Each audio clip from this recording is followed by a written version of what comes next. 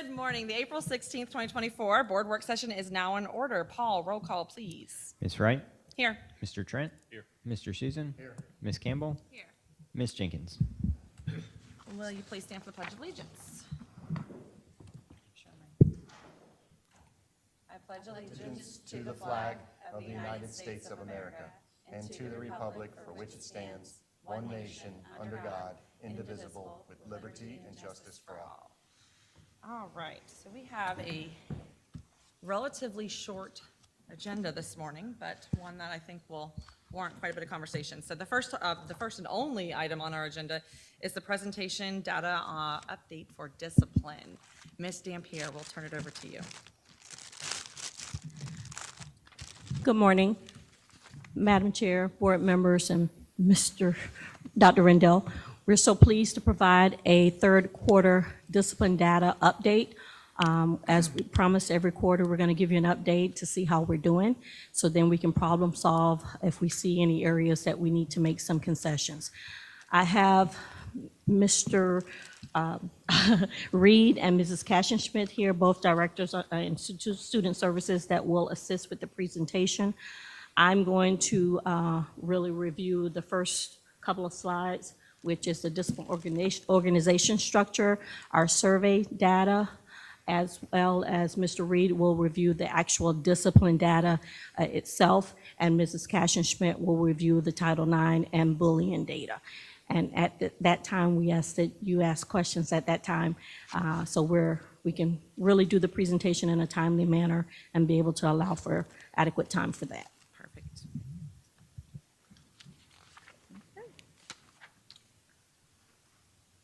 As we've stated throughout the year, the district's discipline organizational structure is actually a two-prong.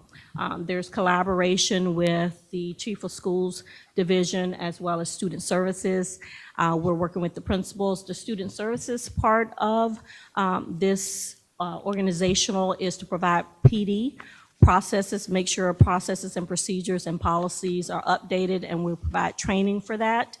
And then we're also looking at data and looking at trends and to make sure that what we put in place as far as referrals being completed within a 24-hour timeline, that's being done with fidelity. And then there's a collaboration with the Chief of Schools.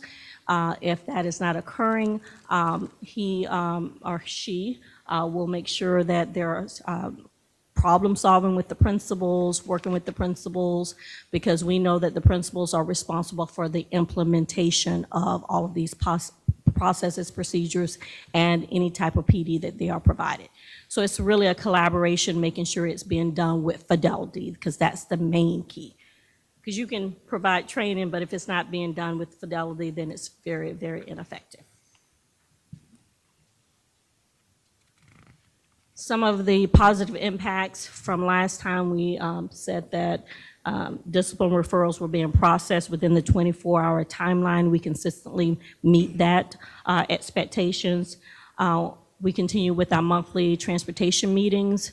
We want to hit whatever concerns and provide training, as well as to make those changes if there are changes that need to be made on a monthly basis. So we're not waiting until things really get out of hand. And we also provided, actually we collaborate with our BFT, and we have Mr. Colucci here this morning, monthly, to make sure that we problem solve any type of questions or any issues that are occurring at the schools. Also, we also collaborate if there's an issue with, at a school, his team will call me and call my team, and we try to problem solve those concerns and actually make school visits. So it's really collaborative. We want to make sure that we're implementing with fidelity again. And we're very pleased that we had our monthly, actually it was quarterly, district discipline work group meetings, and we finished that in February, and we brought to the board the Code of Student Conduct for 24-25. It will be on our board agenda for next Tuesday, April 23rd, for us to move forward with that so we can get training started. Some feedback. We constantly want to make sure that we're getting feedback so we can improve our practices. And a lot of times we've talked to like the top layer. It's very important to get input from those people who are on the, who are actually implementing and haven't been responsible for the work. So we sent out a survey to our bus drivers in March. And these are the results that they sent back. We had 102 responses. Overall, our discipline referrals being processed faster than in the past. We had 89% agree with that. What we did before, it used to be where the bus drivers would take the referral and give it to an administrator. That's the first thing we heard when we had a meeting with the team in, I think it was July, and that was easy to fix. What we did was, with some collaboration with the bus drivers, is their supervisor, instead of giving the referral to the school, and then there's questions about whether there was a timeline of getting it in a timely manner, they give the referral to their supervisor, and the supervisor handles it from then. Input it in the computer, and then the clock starts ticking for that 24-hour timeline. So that has really worked very well with the bus drivers. We consistently hear positive feedback about that process. So that was something new that we implemented. It says, what do I do if I refer a disciplinary event on the bus? They know what to do. We provided 2 trainings, one in July where we did a training. We actually went to their meeting in July and did answer questions and went over the new processes and procedures, as well as in September, we paid for bus drivers to come and do a 2-hour training on de-escalation strategies, and they found that it was very, very helpful, and we plan to do that again. We already have it. We haven't scheduled it yet, but we have funding source to provide that training again in July for our bus drivers to make sure that everyone knows what the expectations are and that we're all on the same page, and then also training them what interventions and that they can, implement on the bus to ensure that everyone's safe. Reporting incidents to my supervisor is a better process for turning in discipline referrals. Out of the 102, and we had 86% say yes. So very pleased with that. It's very important that we get get feedback from our administrators. We provide monthly PD to our school-based administrators. Every month we look at trend data, what is occurring, what type of questions are coming in to our office. Looking at processes and procedures, if they are being implemented with fidelity, then that determines some of the training that we provide on a monthly basis. And then also, if there's a concern or there is new training that we think that they need to, be provided. So with that, we had 153 responses out of about 200 plus administrators. Discipline procedures are clearer than in the past. We had 85% agree with that. I'm able to understand the disciplinary rules and corrective strategies. We did a lot of training on that. 85% agreed on that. Monthly training updates are adequate for ensuring that they, are familiar with the policies and procedures. We had 87% for that.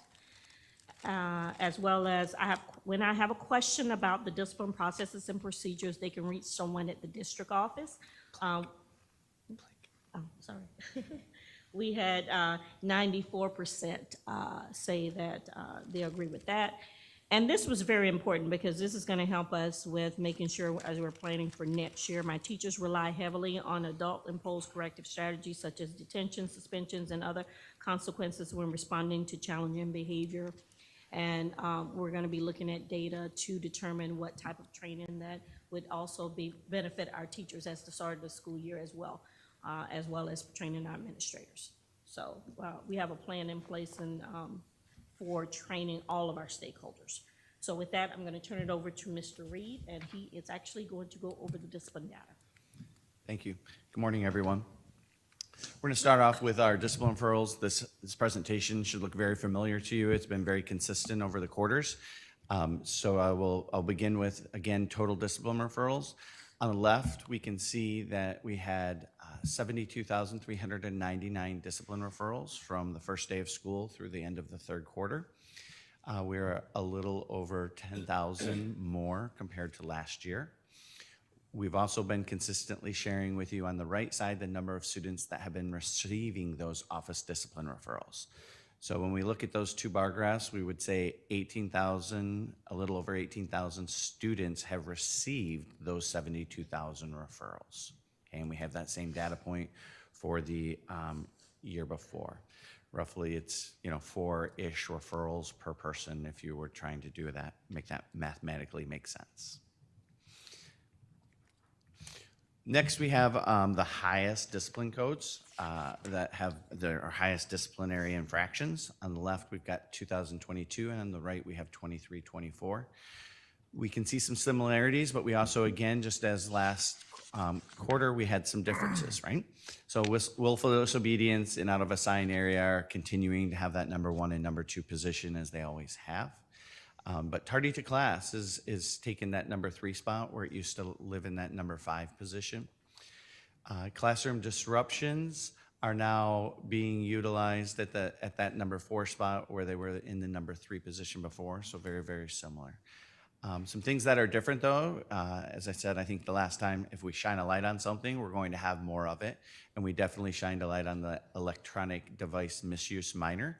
And so we can see that at a little over 6,000 incidents this year, where it didn't even make the chart last year. To go along with that, we also have physical aggression. We've got pre-K through 2 and 3 through 12 broken apart now. So we can see there's roughly a little over 6,000 of those incidents, where last year we had 4,500 in that number 4 position. The other one that is new, we've also then have horseplay and profane language, which did make the chart before, but that bus transportation violation minor. Again, same thing, we provided a bunch of bus driver training, we provided new procedures for reporting referrals, and so we would have expected an uptick in that area, again, making our top 10 chart.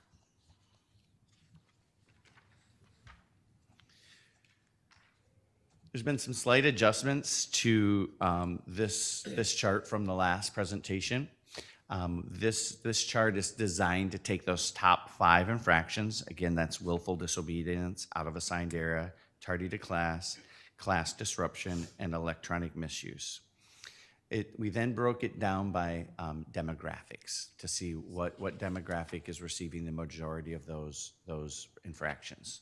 So if we take a look at the graph and we start at the bottom, the bottom, there's a small b there, and that represents our Black students. So in combination with the table, we can see there was 10,000 willful disobedience, incidents of willful disobedience. The blue bar represents the 3,739 that were given to our Black or African American students. Just above that represents the 4,043 that were given to our white students. So I won't go down the demographics of all, but you can see the various sizes of the bars for each ethnic group. What we did include this time is the pie chart at the top to kind of give you a baseline of what is the demographic makeup of the Brevard Public Schools student population. So 58% of our population is white, 16% of our population is Black African American, 10% multiracial, 13% Hispanic, and 3% Asian, making that up. So you can analyze that table now and or that graph to see where the majority of those fractions are coming and the majority for each ethnic group. Okay, just as with incidents, we also have the top 10 for corrective actions. Again, very, very similar. Again, a couple things to notate is we did make some changes this year to suspensions. So what's not on the left is it just has the suspension data for days 1 through 3. It doesn't have 4 through 5. It doesn't have 1 through 10. So the data is a little off because we changed some coding. But we do see that the suspensions, which encompasses all of those this year, is the number 2 position at 12,303.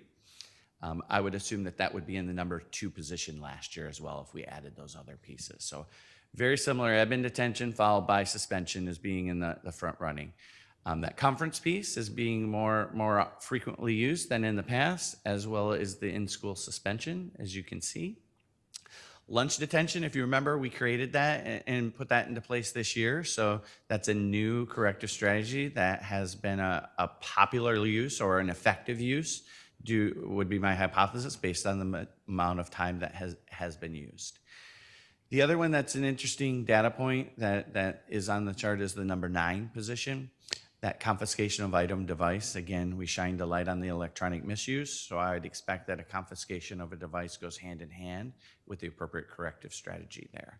So I'm glad to see that that is getting logged and it's in alignment with incidents and corrective strategies.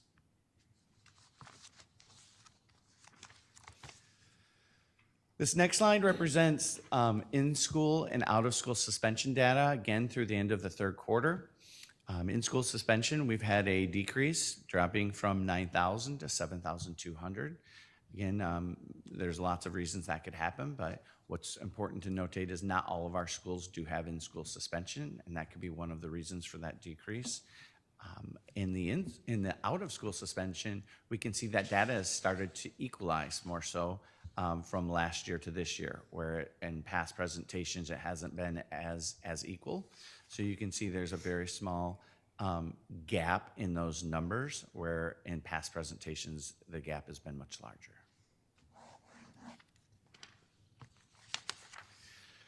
Our next slide is our risk ratio, and this slide is designed to shine a light on each demographic to tell us if one is being overly suspended versus the others. This data, again, is through the third quarter, and it is focused solely on out-of-school suspension. We can see with the data there that we have a slight decrease this year with the green bar representing 23-24 in our students with disabilities, again, encompassing all students except for gifted. Our free and reduced lunch, we've had a slight uptick from 2.5 to 2.68. Our ELO population is maintained very similar. Our white data has had a slight drop. Our multiracial data has had a slight drop. Our Hispanic data has had a slight drop. Our Black African American has had a slight increase, as well as our Asian and our American Indian and Alaskan Native. We also have continuously shown you our Alternative Learning Center data. We have this year had, so the blue bar, I'll start at the bottom of this graph. We've had, as of the date that we processed this data, 523 students that we have made that decision to offer Alternative Learning Center in lieu of expulsion, whereas the previous year was 692. Now, what's important to notate is we did not have drug diversion before, okay? So drug diversion is provided in the bottom right there at 237. So if this were last year, it would be 523 plus 237, right? So you gotta kind of have to keep those numbers in perspective. We've also included the demographic data for last year and this year for all demographics going to the Alternative Learning Center. Again, 523 versus 692 at the Alternative Learning Center. So this data is visually hard to see, but we feel it's important so that you can see the reasons why individuals are being given the opportunity to go to the Alternative Learning Center in lieu of expulsion. We can see that if we were to compare drug possession last year to this year we have 86, whereas last year we had 330. Again, drug diversion is making up that gap. So that number looks like we've dramatically decreased. You need to add those drug diversions in because this is just those that went to the Alternative Learning Center. We've still got fighting high on the charts, and simple battery is high on the charts as well. So you can see there's a variety of reasons that students are going to the Alternative Learning Center. Some are similar, some are different. But the majority continue to be that fighting, simple battery, and drug possession for reasons that we send the bulk of students to the Alternative Learning Center.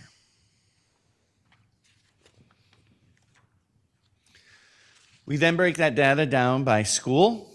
to, again, kind of analyze that data to look for hotspots. Again, I'm not going to read all the data to you, but you can look. Some schools did have an uptick. Some schools were never on the board, but a lot of schools have had significant decreases from last year to this year. So I'm excited for that. One could say that was due to drug diversion as well. But again, I'm seeing a definite difference of, less students are being sent to our alternative learning center from a lot of our sites, and more students are staying in that rich learning environment. Next slide is the breakdown. We began showing this slide last year, that who is opting for home instruction versus the alternative learning center. So last year, roughly 10% of those that were offered the alternative learning center, 10% opted for home instruction. Whereas this year, 20% are opting for that home instruction. So 102 students this year have chose home instruction out of the 520 that have been offered the alternative learning center, or a 10% increase. We also then began breaking that down by ethnicity to ask, okay, so which demographic group is choosing home ed over the LC? And you can see the data there is provided for you.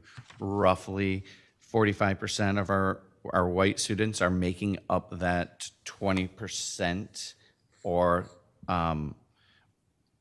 45 of the 102 are choosing home ed, and 34% of our Black and 13% of our Hispanic students are choosing that.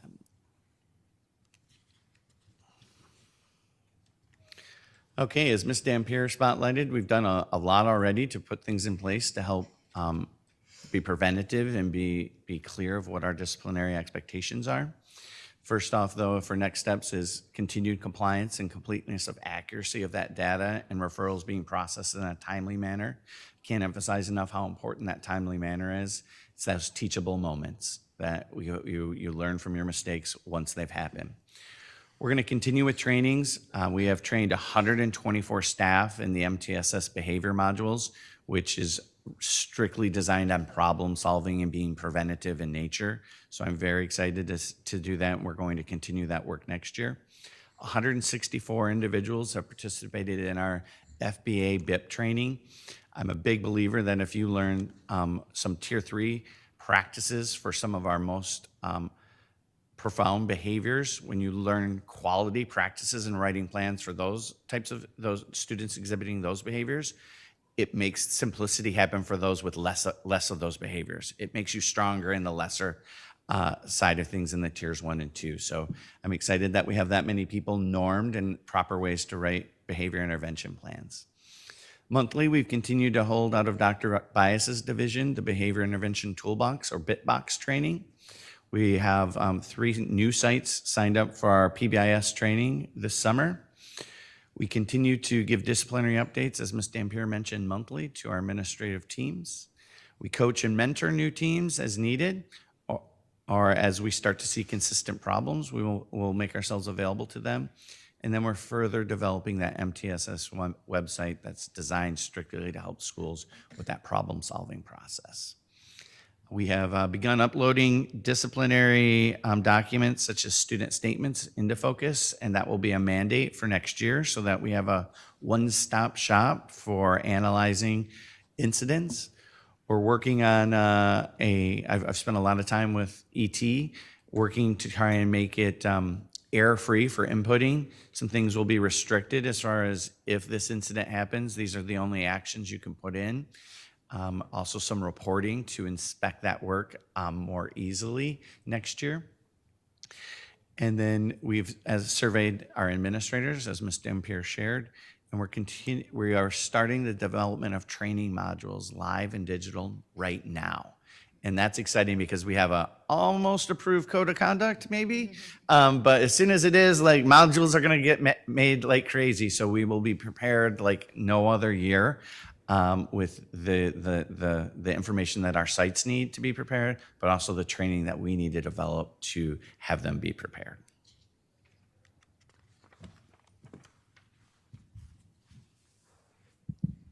All right. Good morning. So we're going to start with our bullying data, and we're going to go ahead and look at quarter 3 and compare from last school year to this school year. And so this data is where we're at from the beginning of the school year through quarter 3. So if you look at the substantiated cases, last school year at this time we had 103 substantiated bullying cases, and this year we have 135. So that is an increase of 31%. At the quarter 2 mark, that from last year to this year was more closer to like 50-something%. So that gap has narrowed a little bit for the substantiated cases. For the unsubstantiated cases, we're still seeing that, spread of about 58% right now. So last school year at this time, we had 269 unsubstantiated cases, and this year we're at 425. And we talked about last time how that's really a lot of work for our administrators. That's a big increase in their load of work. And so, as Mr. Reed said, we are also in the process, our team is really working on those training modules for all of our stakeholders, including our being able to push out training, like videos for our parents and students, and just really making sure everybody understands what should be reported as bullying, or what would need to just, maybe be conflict and dealt with through the code of conduct in a different way. And then, so our Title IX data, when I started, we had those 25 open cases from the previous year that we've really been working hard on, and I'm really excited to say that we're down to just one case that's still open. It's a labor relation case, and so as far as the student services cases, all of those are closed at this time. So we are really, really excited about that piece. And you can kind of see the breakdown of how those turned out. And then our cases from this year, so we have had 23 actually go through the investigation process, and right now we have 8 that are open. 5 of those are currently with the investigator, and 3 of those are with the decision maker. And so all of these cases are in our new process where the decision maker is the partnered school, the principal at the school that we partnered with. And so that process has been going smoothly. We've had 3 this year that have gone to informal resolution, which is wonderful. And we are actually, one of the things that we're working on with our training modules is really helping our administrators get trained in that informal resolution process, because that's the best case scenario if you really can sit down and come to some type of a resolution that everybody can agree with, and go on and close that case out and get those supportive measures in place and all of that. So we're going to just make sure the schools administrators are very comfortable doing those informal resolutions. And we've had 6 that were dismissed. We've had 1 that was substantiated, 5 that were unsubstantiated, and then we have still the 8 that are open that we've already talked about. So that's a total of 9 current open Title IX cases. And so that is it. We're at questions. Thank you. Thank you for presenting all the data. I'm sure I can see Ms. Campbell's doing the same thing. I am writing questions, and I'm sure we'll all have some questions to reflect. I wanted to turn it to Mr. Colucci a little bit because, Anthony, I really appreciate you being here. A lot of times when this data comes out, what is reflected on paper doesn't necessarily depict the picture of how that translates out into our classrooms, right? So Mr. Colucci is the first stop. If there's an issue with the teacher, they're going to call the union and say, hey, we have a problem going on in our school. And so I'm glad that Ms. Dampierre, your office is working closely with them. But I would really like to hear from you, Anthony, on what you're hearing from your teachers. How do those classrooms look this year versus last school year? Well, first of all, thank you for having me here today, and Dr. Rendell, thank you for the invite. It is super important to hear from the teachers. So I want to start out by saying this, make sure that this isn't missed. The disciplinary challenges that our students are facing, it's not just here in Brevard, it's statewide, it's a national issue. It's unprecedented what our teachers are working with in the classroom. So I would say the biggest change this year is that our teachers feel more supported. For a few years, we've been trying to shed the light on, hey, these behaviors in the classrooms are becoming increasingly challenging. And I just want to compliment this board and the superintendent for setting the tone that, hey, we're going to take discipline seriously in Brevard Public Schools. And it has worked its way into the classroom. So I think that was the biggest thing that our teachers felt that they needed, was just the recognition and the support that what I'm experiencing is real, is valid, and is something that I need support with. And for the most part, we feel that that has been there. With that said, it doesn't mean there's not pockets of issues. One thing that stood out to me is in the survey of administrators, 15% still said they're struggling to understand the roles and corrective strategies. And although we have 85% of our administrators who do understand, that 15% that could be impacting hundreds of our teachers and thousands of our students. So we really need to focus on those pockets. I actually went back and reviewed every call that came into our office this year to see what was going on. And it was not like last year where it was, nonstop, every day, this incident, that incident. The cases that came in, I realized those were issues that made it to Ms. Dampierre, Dr. Rendell, or Mr. Raymer. So those were things that were on all our radars. I'm seeing that the issues times are in our ESE classrooms, where we're short-staffed or just dealing with extremely challenging behaviors. We have been meeting with Ms. Dampierre and Mr. Reed each month, and they have been excellent about being responsive to issues. So I say, hey, this teacher from whatever school called me, this is what's going on there. They will send the team in. Oftentimes they're on that team, and they're validating what our teachers are experiencing and not just blowing it off, saying, oh, read this and you'll be fine. They got their team in there oftentimes for a couple weeks, and making sure that that's able to get resolved, and those teachers are feeling better. Another thing I noticed was K2 physical aggression, pre-K through second had made it onto our top 10. That's always been, one of our hot spots, is those little ones that are still learning expectations, more likely to put their hands on a teacher, other students, and so on. One thing that, I know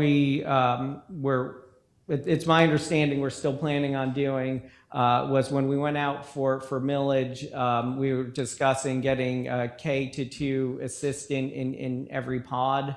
I think that would be very helpful if we can get that staffed. I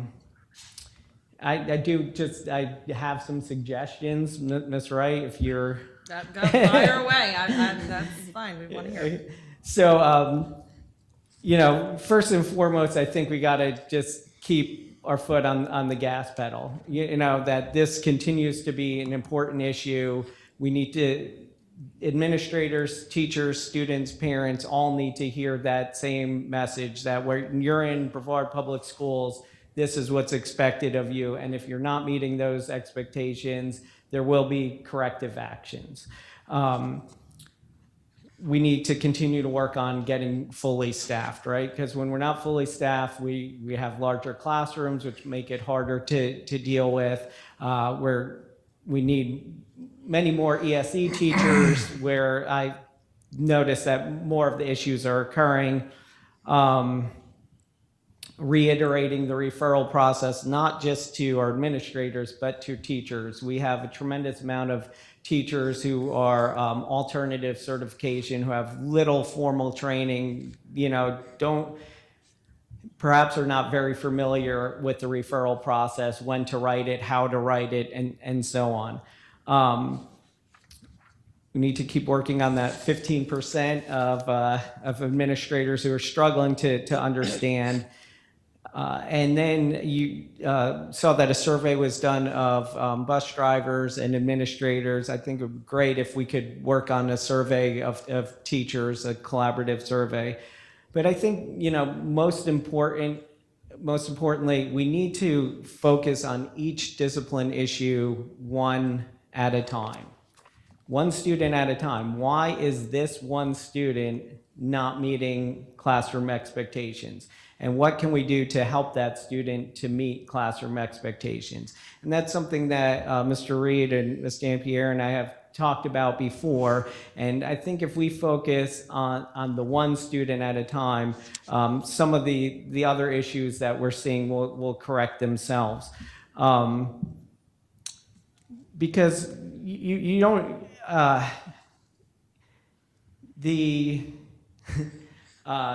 there's always a desire to look for that silver bullet strategy, right? That thing that's gonna, we're gonna implement and everything's gonna be fine and dandy. But that's not the way it works. It's about doing the hard work one at a time, and then by working on that, overall the whole picture will get better.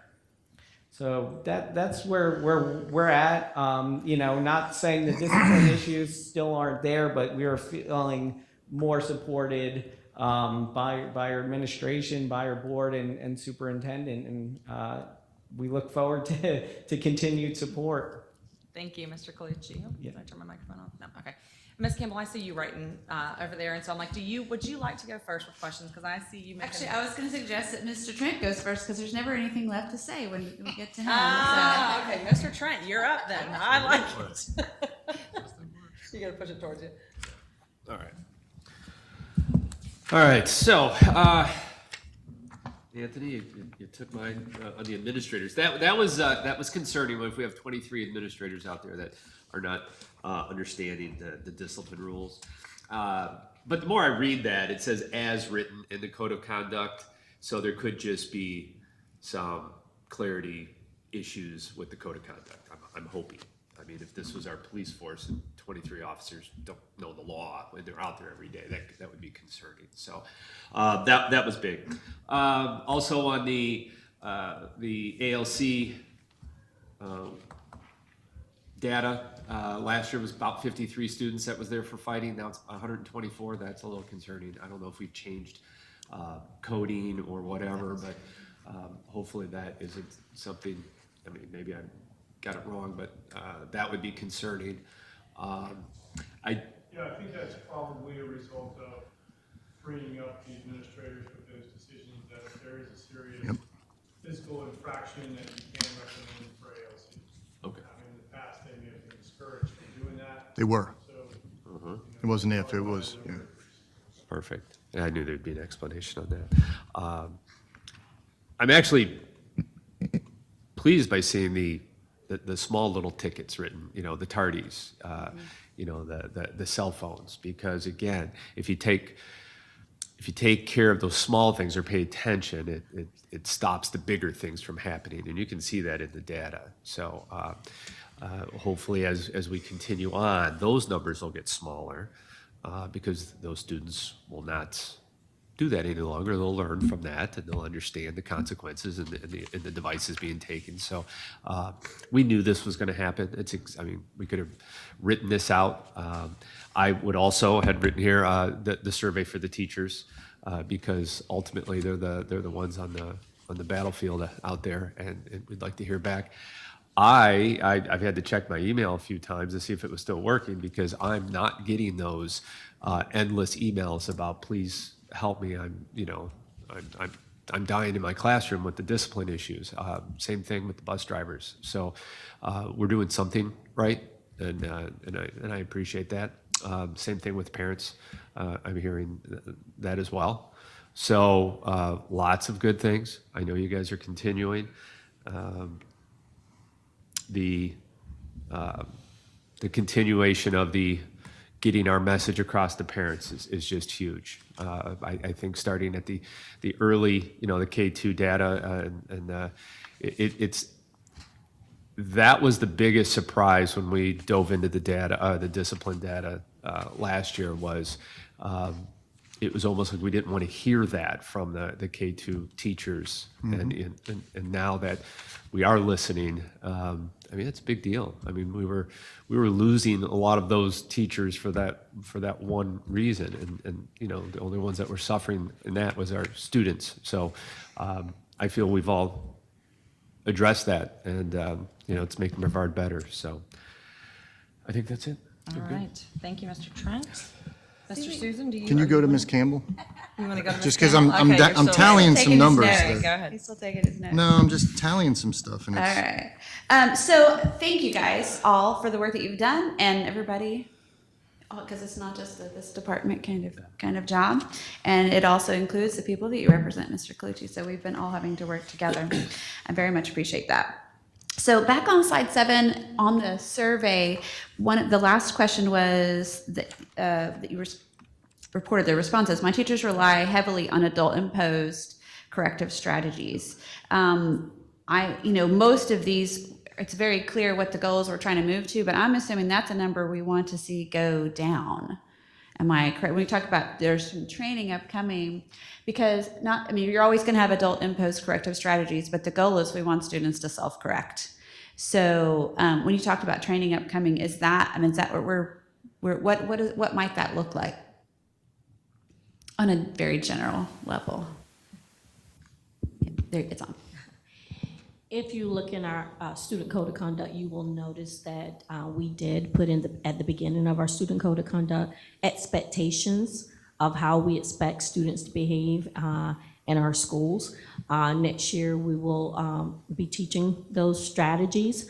We also put a behavior tech at our elementary schools. Some will share, but the majority of them will have a full-time person that will also be able to help with those behaviors K-5. Previously, when we put behavior techs in schools, it was just for our ESC population. This position is for all, for the entire school, so we will be utilizing that. We also are moving towards more of the video format and modules because we have year-round school, and because we want to make sure that the word gets out. So we want to make sure that we have training for all of our stakeholders, which will include our parents. This is what we expect our parents, how we need support from them on these particular areas, what we need for our students, what we expect for our students, as well as our administrators. We will reinforce that. But there's going to be a lot of training that we're training up. We also have merged our MTSS. This past year, it was part was in CNI. The behavior side was over in my division. We are now merging, and now those two positions will be up under the student services side of the house, and they will be MTSS, academic, and behavior. So it won't be just one or the other. They will be looking at the whole child. So we're front-loading a lot of that training for preventative. And we're still in the process of working on that because our code of conduct has not been approved yet, but that is the plan, to have a lot of support and training for all of our stakeholders, which will include our students, because sometimes we just skip them and just say, oh, I went to the code of conduct. No, this is what we expect our students. This is what we expect. And we have to explicitly teach that. So we have a whole list of PDs that will be going out. I think Mr. Reed and I met last week, and Mrs. Cashin Schmidt, and I think he was like, all the training that has to take place before he leaves. But we will be ready. Good, good. I asked that question because I wanted you to have the opportunity to share what's coming. And that's positive, because people say, what are you going to do? What are you going to do about these numbers? This is not just rewriting the rules, but active processes for everybody. I just wanted, as you were starting to talk, I pulled up the January presentation because I know when I was looking at the office referrals on the next slide, I think it's the next slide, it's still higher this year, but I just wanted to, I was like, how much higher is it from after the second quarter? So after the second quarter, this year's total referrals were 28.5% higher. Now they're 18.7% higher. So we are starting to see that trend improve. And then the same thing on the right-hand side. The number of students receiving office discipline referrals after quarter two was 33.5%, and now it's 18.8% higher. So again, I had to share that because, got to do the math and see the trend, because it still looks higher, but we're moving in the right direction, which is what I asked you after quarter one and quarter two. How are we documenting that? Same thing with ISS days. I didn't get a chance to do the math there, but the trend, they're widening, right? The drop in ISS is widening, and that little sliver higher of out-of-school suspension is smaller than it was after quarter two. And I actually, on the risk ratio data, if you want to go to that slide, I don't remember which slide it is. The risk ratio data actually in a couple places is just a tiny bit better, just because we got to make sure we're moving in the right direction. I'm seeing after quarter two, our students with disabilities, the risk ratio for this year was 2.01, and now it's 1.07. So that's positive, because that's one of our areas we really try to watch. Free reduced lunch after quarter two is 2.75, and now it's 2.69 rounded. And then our African American students, it's still higher than last year, but it after quarter two it was 2.57, and now it's 2.53. So that is, again, trending. We wanted to see those trending in a better direction, so I was pleased to see that. See, this is what, y'all need to do all this math stuff for me next time, so I don't have to sit here with my calculator. I had a question on the Alternative Center. We talked about the diversion program. Alcohol is also, we are also using that for alcohol as well, correct? Okay. Because there was a pretty good drop for that, and I'm thinking I'd already seen that, but I just want to make sure. When it came to the different schools, I did notice the big drops, and some of them were kind of expected, where I know that we have in the past had huge referrals for vaping, TLC, things like that. So those were expected, but we actually had a couple schools that had some big jumps up, and I know sometimes that can be a change of administrator, but one of them was one of our charter schools, Odyssey Charter, and offline, could you send me some information on that? Like why? Because last year it's showing they only sent 4, and this year they've sent 23. So, and it could just be the way, because alternative schools have some choices on how they handle that. So I'd love to just get some more specific information as to why that one's gone up. And sorry. So when going to the Title IX stuff, super excited to see after quarter two we had 17 open cases. Now we're down to 9. Yeehaw! Yay! You're just going to work your way out of a job, right? No, I'm just kidding. I know all this is a time-intensive process that you and the teams that you work with on that are, it's difficult work added on to what everybody else is already doing. But when something is unsubstantiated, because people need to understand the difference. Sometimes you just need to really get in there and find out. But a lot of it is someone was mean to me, they're bullying, right? Mm-hmm. Someone said something I didn't like, they're bullying me, and it really is an education piece. What are we doing when we find something's unsubstantiated? How do we communicate that back to, I know as general we need to educate students and families as to that process, but what are we doing for those specific students, those specific families? Because I imagine it doesn't feel real good, because I get those emails sometimes, I told the school this is going on, and they didn't, usually they didn't do anything. Well, I know that's not necessarily true, but what are we doing to support those families who they get the answer, it's unsubstantiated? So there is definitely a need for more of training in that area of what should we do, and really just I can see where there is a lot of need for them to really understand the difference between, bullying versus the conflict. And I know you started out saying Title IX, but I think you kind of Oh, yes, switched a bullying, little. sorry. Okay, I did, So I I just want to did. make sure I'm answering correctly. Because those are, just because it's not, doesn't, maybe it's not bullying, it doesn't mean that it's not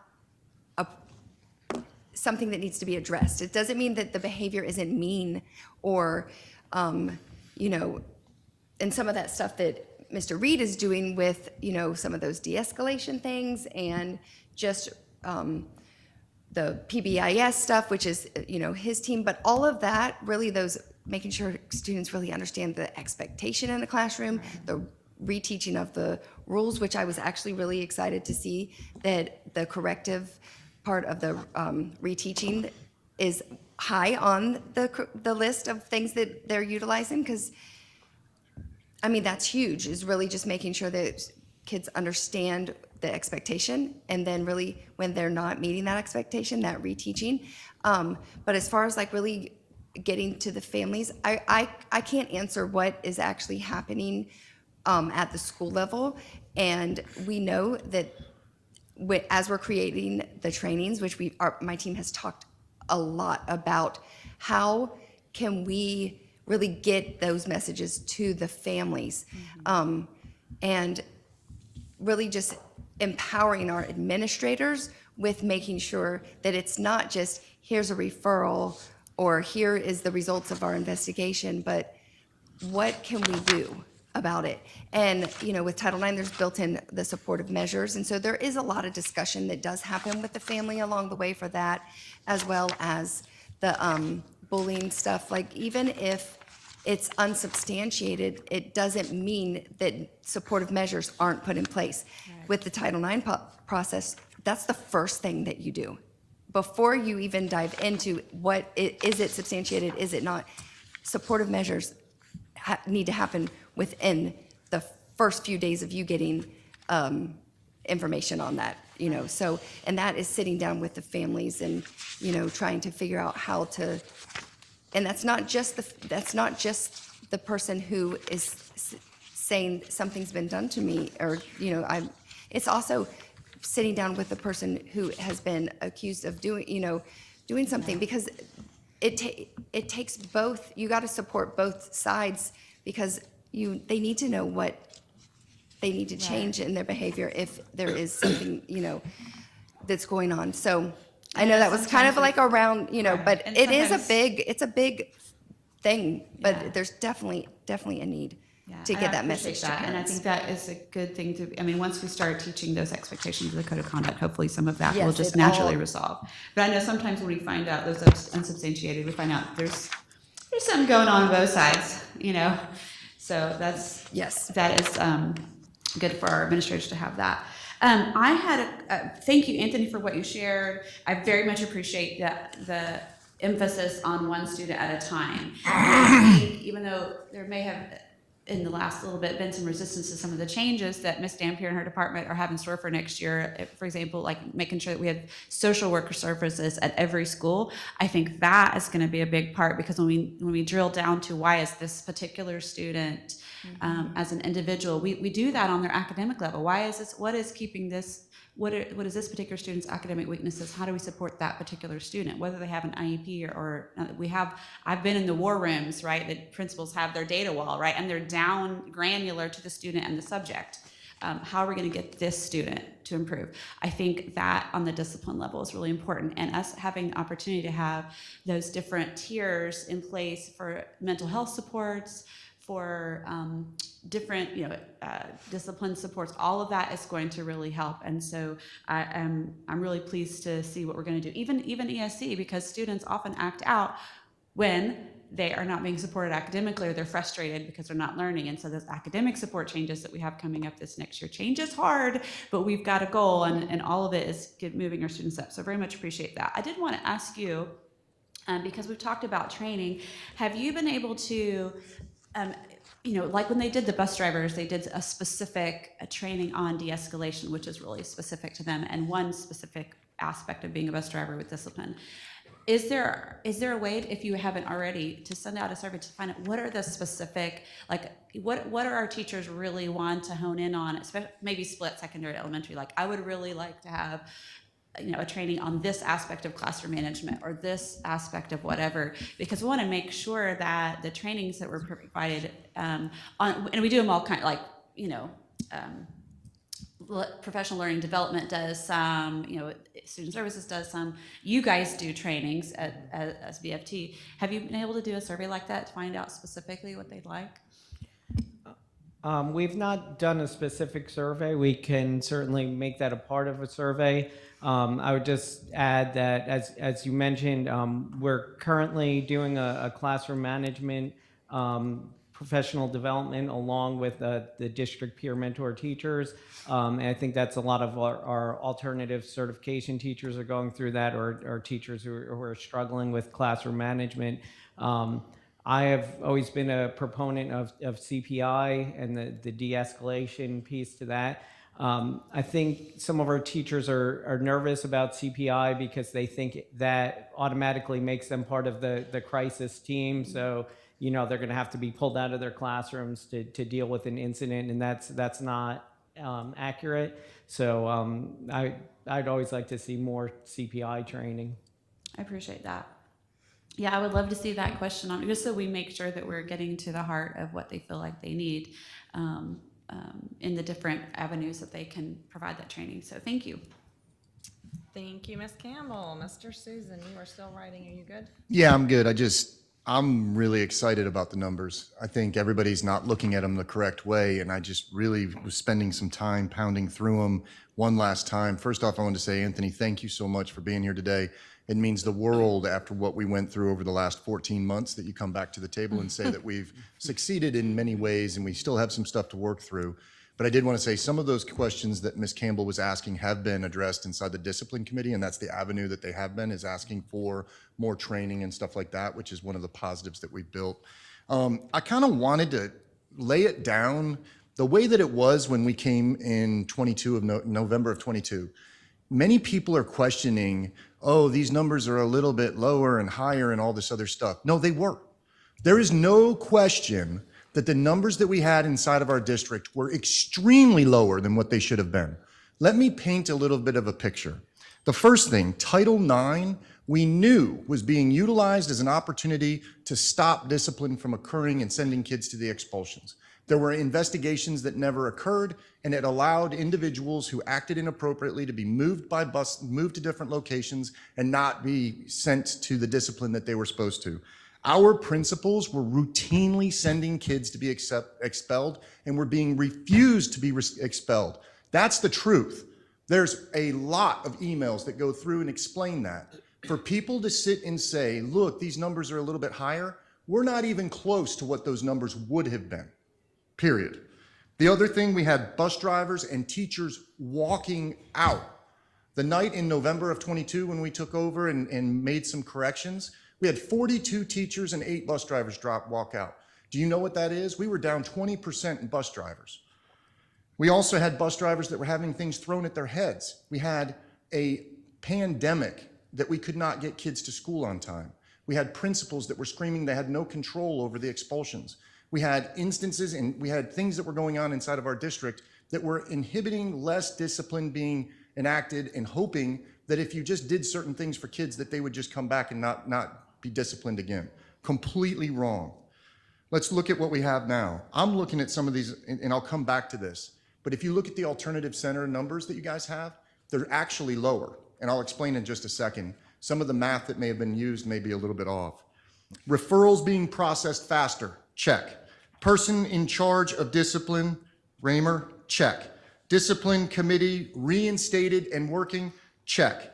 Zero tolerance being effectively worked on and effectively being processed, check. Cell phone ban that was supposed to be in but wasn't being implemented, check.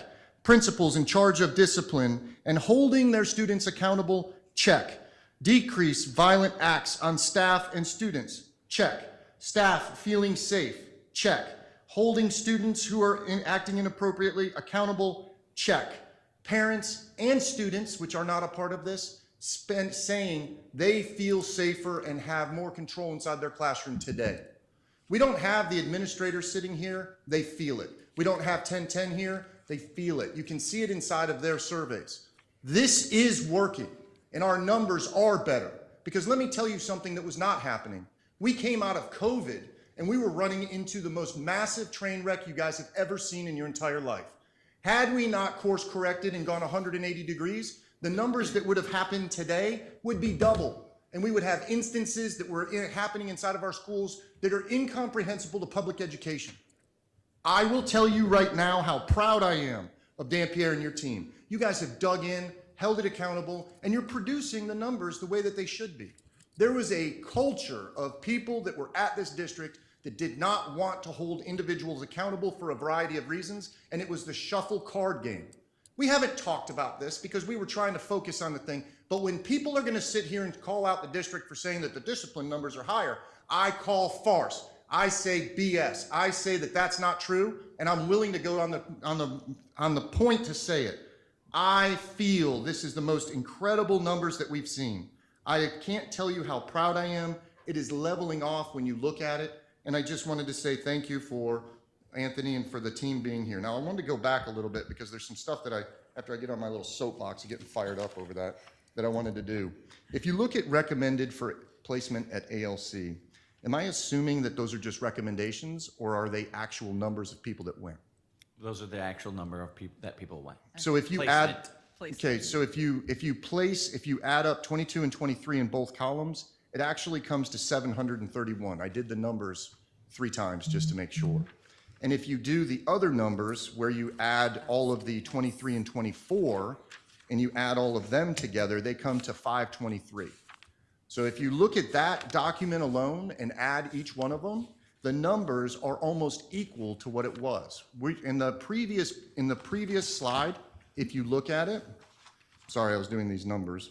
If you look at the numbers that are on page 12, where it says 692 total number in 22-23 and 523 in 23-24, Yes. I found that your numbers were accurate for the 23-24, but in the 22-23, they should have been increased by almost 40. Which if you take and add in the 237 on top of the 523, it's almost pretty close to being, let me do this real quick, 523 plus. 760. Yeah, 760, so you're 30 off. So basically saying that we are not only holding kids accountable, but our numbers are almost equal now. The other thing that we can say is the one thing that's not talked about here right now is that our in-school suspensions are making sure that our kids are learning. That's probably one of the great star points of what we're doing here. Students are actually not losing or going to the ALC and possibly not learning at the rate they can. That's a huge focus that our school district put on. That's 237 people that are not going to be at the ALC that will be learning inside of their schools, that are able to get the information that they need immediately. It's massive. I just wanted to kind of point those things out because I think that if you look at it overall, our numbers are starting to trend into the positives at a time when we don't even know what the numbers should have been. And if you look at those Title IX, if you look at what the principals were asking for, and you were able to tally those up, it would get close to 1,000, I would say. This is incredible data, and I'm really proud of it being out in front. All right, I know, Miss Wright, I know. But there's been a lot of people that keep saying things that just aren't true, and I'm tired of it. If you look back at the top 10 discipline codes on page 5, there's one in here that we had asked for. You had put in here fighting for non-cessor at 1,955. What is that at in 23-24? Because it seems to drop off. You had mentioned something, Mr. Reed, around 15 it might have dropped to, somewhere in there?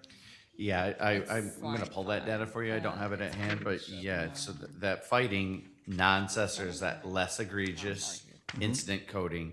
And again, not seeing it here, it means one would say there's less incidents of fighting. The local code that you see on the 22-23 and the FIT code that's more egregious. So just so everybody understands, the reason that I point that out is that when we came and made this a point to do inside of our district, we had teachers that were screaming at us, and Mr. Trent had said we were getting emails on a regular basis that I can't control my class. I've got kids inside here that are acting inappropriately. I'm writing them up and they're coming back into my class 10 minutes later. And our principals were throwing up their hands saying, we tried, but we're not able to do it. And that's what was going on before. And to say that now we actually have it to where they have control and that non-cessor has dropped is pretty significant.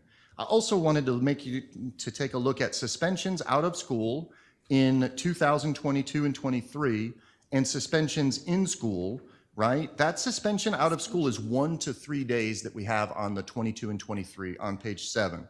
If you tally the two of those up, it's basically 19,500.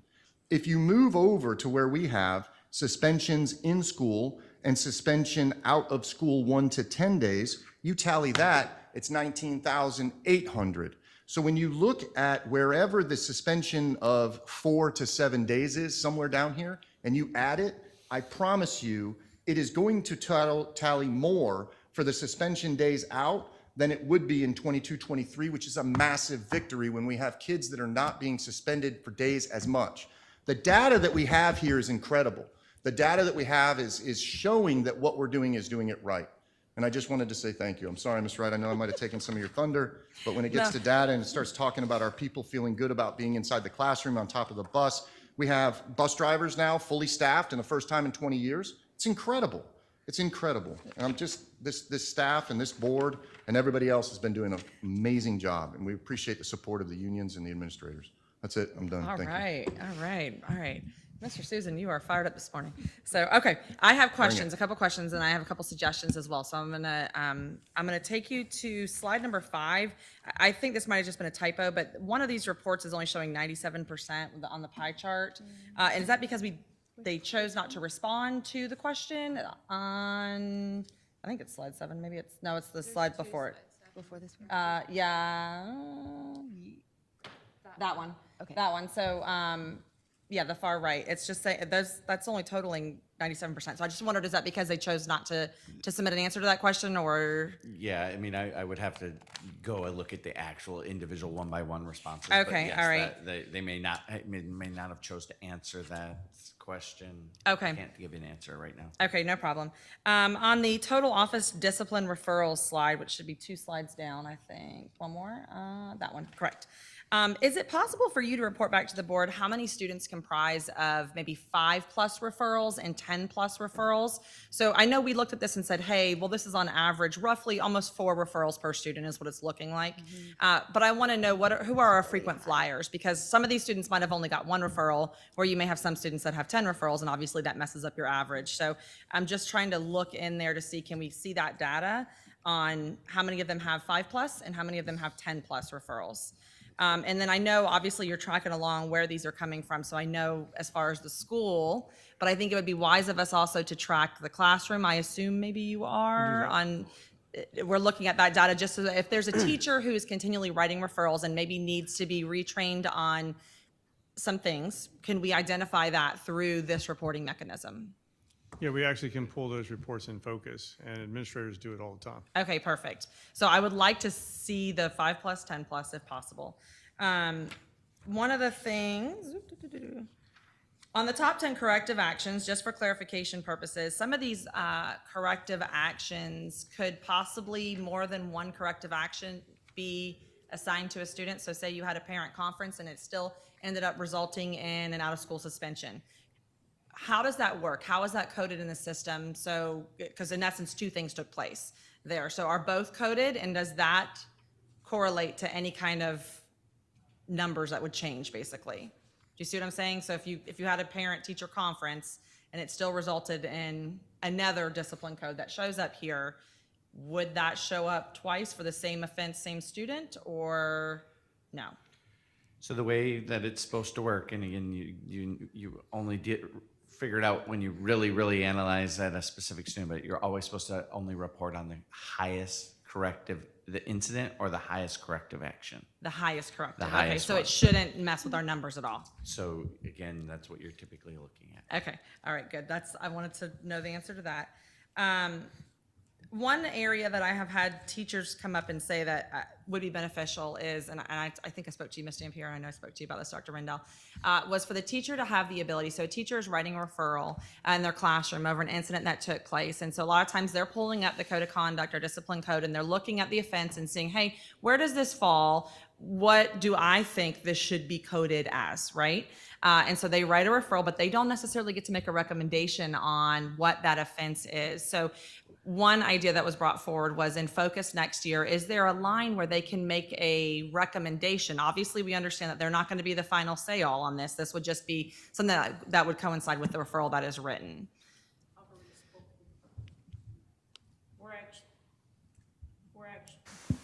We're actually working on that. When I spoke with you, we can do that. I know Mr. Reed was working with Focus. That is something that we will have implemented for next year. Okay, that's very exciting. So, and I think it'll help us at the district level too, to be able to track and see a couple of things. So if constant referrals are being recommended as this and it's getting downgraded, then maybe there's some training that needs to happen there with a assistant principal or dean at a school. Or the teacher, you're correct, or yeah, exactly. So those are just areas for us to focus on and be able to make this process a little bit better. One area that constantly comes up as an area of a hot spot in a school is the bathrooms. This is where kids are terrified to go. This is where the incidents take place. And this is an area I think that our district needs to focus on, how we make our bathrooms safer. I personally have a student who's in a junior high, junior senior, and will not go to the bathroom because she said that's where everything bad happens. And I don't know whether that's her perception or not, but that is a common thing that you'll hear from many, many students. So I think it would be wise of us just to look at that process of how do we make those bathroom areas safer, whether that be monitors of some sort. And I know logistically that's probably a nightmare as I say this out loud, but our children need to feel safe when they go to the restroom. We don't want our children to not go to the restroom because they don't feel safe in the restroom. And that is a reality that happens in a lot of our schools. So I think it's something that we need to look at and try to figure out how do we make that a better process for our schools. I don't have a whole lot more, than what you guys have provided. I appreciate it. I fully anticipated this data to reflect higher numbers because we did set a precedence and say, hey, no more. We're not going to allow these things to take place. And we also implemented some new things like no cell phones. So our students were used to having their cell phones and using them on a regular basis. We had schools that weren't necessarily reporting tardies or writing them as a referral. So of course that's going to cause an uptick on that offense. So I expected these numbers honestly to look a little worse than they look right now, truth be told. I figured we were going to have 18 months of really setting the precedence of we no longer will accept what we have been accepting, and then we'll start to see them taper off. So it's exciting to me to see it moving a lot faster than I anticipated, but I think that's just a testimony to two things. One, our staff is obviously implementing this.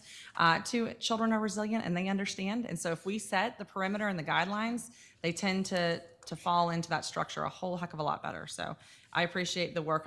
I look forward to looking at the next update. Dr. Rendell, do you have anything you would like to add to this? Yeah, thank you, Madam Chair. I have several things I want to kind of highlight. Many have been hit on by board members or in the presentation.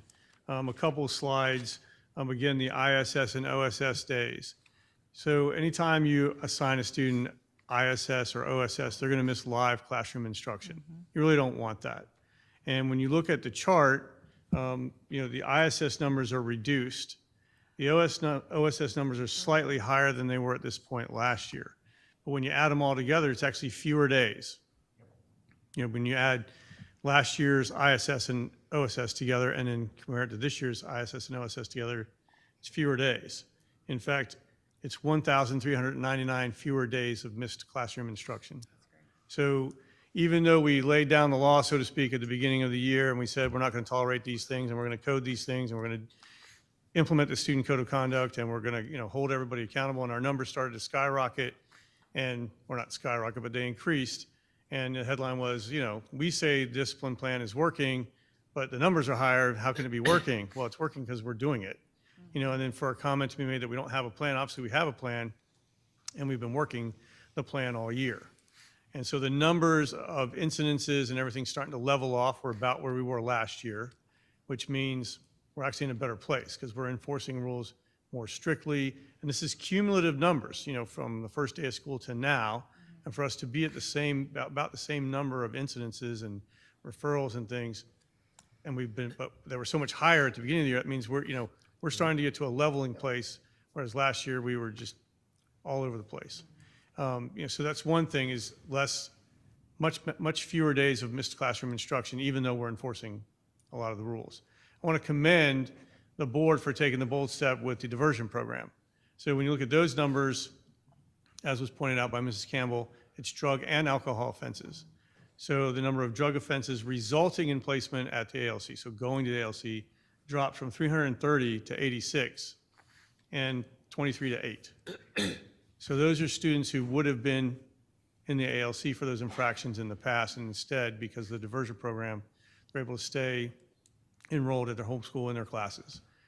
So that was kind of a bold step for the board, and I applaud you guys for doing it, because those kids are remaining on campus and receiving their instruction, and even though we're still enforcing all these other rules, so it's still, a positive. I think, the headline should read, we're in a much better place now than we were at this time last year. Yep. That's what it should read. We've implemented these changes. We've redesigned how we support schools and changed a lot of things. I agree the administrator responses should be 100%.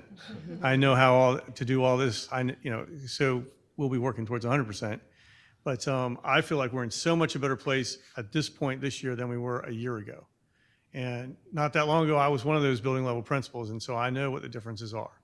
And I really appreciate all the hard work of student services and the chief of schools department, the supervisors, but really it's the frontline personnel. So the teachers are feeling supported, so they're doing their job. They're teaching, and if there's a disruption, they're writing a referral, and the administrators are handling the referral. They're processing it quickly. They're implementing consequences. So overall, the learning environment should be in a much better place this year than it was at this time last year, and that's the goal. So hopefully, people understand what the numbers reflect. That we're enforcing the rules. That's why some numbers might be higher, but in reality, our days of missed instruction and for certain offenses resulting in being removed from your school are down, and that's a goal. All positive changes, moving in the right direction, right? All right. Anybody else have any other further comments at this point? No? All right. I'm going to turn our attention over to the board attorney, Mr. Gibbs. Thank you. Board members, I'm notifying you that advice is needed regarding the DOA case Star, who's the petitioner, versus the School Board of Brevard County, Florida, who's the respondent, in case number 24-1374E. Pursuant to 286.011 of Florida statute known as the Government in the Sunshine Act, I am requesting an attorney-client session with the board for purposes of discussing the strategy, expenditures, and/or compromise of said case. I will ask the board's clerk to cause reasonable public notice of the time and date of this attorney-client session and the names of the persons attending to be published. If the board approves, I will work with the board clerk to coordinate dates for the attorney-client session, working with our counsel's availability, and provide notice of the meeting inclusive of scheduling a court reporter.